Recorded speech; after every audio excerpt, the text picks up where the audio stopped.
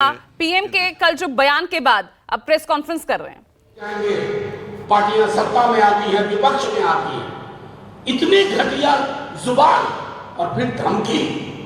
मैं आपको यकीन के साथ कहता हूं कि ये गिदर भक्की नहीं चलेगी। मामला बहुत आगे चला गया है। प्रधानमंत्री जी, आपने अपने पद की गरिमा के साथ जैसा अन्याय किया है आज तक हमने नहीं देखा। सिर्फ इतना कहूंगा, झूठ बोलना बंद करिए प्रधानमंत्री जी। आपके हाथ में हमारी ये किताब सुरक्षित नहीं है। जब तेजस्वी कहते हैं कि आप आरक्षण खत्म कर रहे हो तो आपको खिसियानी बिल्ली खंबा नोची करने लगते हैं। आप आरक्षण कैसे खत्म कर रहे हैं आप बताओ। आर्टिकल 15 और 16 सरकारी नौकरी में आरक्षण की बात करता है। आपने सरकारी नौकरियां खत्म कर दी तो आरक्षण कहां? क्या ये संविधान का खात्मा नहीं है? इस पर जवाब दीजिए।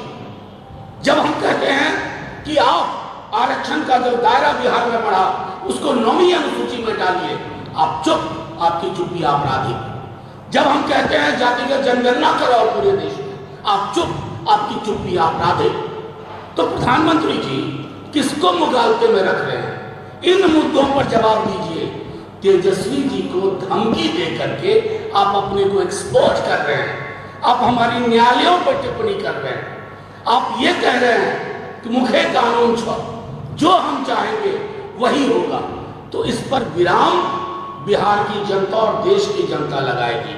मैं सिर्फ इतना कहना चाहता हूं कि जब आप कहते हैं ना कि धार्मिक आधार पर, तो प्रधानमंत्री जी झूठ मत बोलिए। जिस राज्य के आप 2 दशक से ज्यादा मुख्यमंत्री रहे हैं, वहां की लिस्ट है कि मुस्लिम कम्युनिटी की कौन कौन जातियों को आरक्षण है। ये आपके समक्ष। क्यों झूठ? क्यों देश को तोड़ रहे हैं? ध्रुवीकरण कर रहे हैं। मंडल कमीशन की रिपोर्ट नहीं पढ़ी। देश के प्रधानमंत्री को इतनी अज्ञानता नहीं होनी चाहिए। इतना अज्ञानी प्राइम मिनिस्टर जो झूठ पे ही काम करे, वो नहीं चाहिए।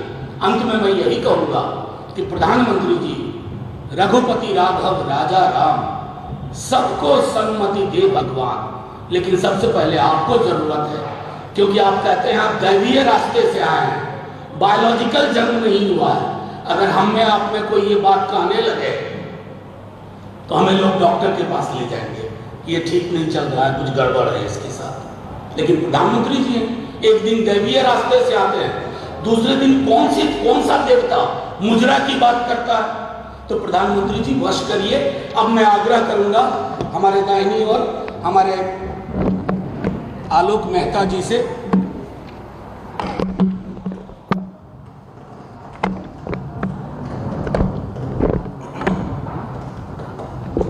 धन्यवाद। पिछले 6 चरणों के चुनाव में बिहार और देश के हालात और एक अनुमान कि जनता क्या चाहती है और क्या कर रही है, उसके प्रति बौखलाहट का प्रकटीकरण जो पिछले दिनों बिहार में आकर प्रधानमंत्री जी ने किया, ऐसा प्रकटीकरण किसी भी नेता का मुखिया के चुनाव में भी नहीं होता। बिल्कुल। यह इस स्तर पर उतर जाना जिस मुखिया के चुनाव में मारपीट होती है और उससे भी आगे बढ़कर इस तरह के शब्दों का प्रयोग करना और इसको कह देंगे कि असंसदीय नहीं है। असंसदीय भाव तो है और इस तरह की बातें करके वो अपने आप को बहुत नीचे ले गए। यह हार का प्रतीक है। इस बात का प्रतीक है कि जनता।